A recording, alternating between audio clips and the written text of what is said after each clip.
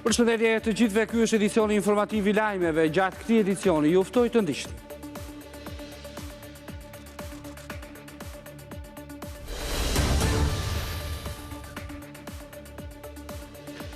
Katër banesa janë shkëmbuar si pasojë e zjarrit në Gojan të Madh të Pukës. Policia ka evakuar banorët. Report televizion ka ndikur nga afër operacionin e shpëtimit, ndërsa ende vijon betejë me flakët nga toka dhe ajri. Situatë kritike edhe në Mirdit, ku janë evakuar 4 familje. Vijon prej 8 orësh në gjykatën e Sarandës seanca për masën e sigurisë për 11 akuzuarit për vrasjen e portugezit Luis Varela. Seanca mbahet me dyert të mbyllura, ndërsa jashtë presin 10 familjarë të akuzuarve. Në video të siguruar nga Report televizion dëgjohet dhe nëna e autorit të dyshuar, e cila i drejtohet Shpirt Sokrat.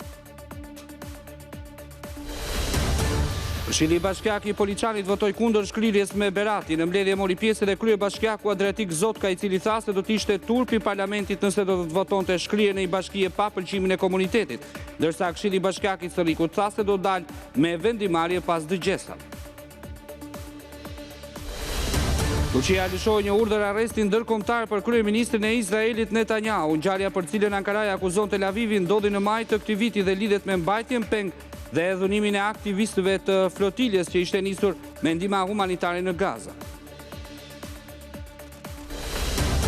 Nisonte me ndeshjen Vllaznia Skënderbeu, edicioni 2026-2027 në kategorinë superiore, elitën e futbollit shqiptar. Ndeshja do të luhet në Loro Boriçi në Shkodër dhe nis në orën 21.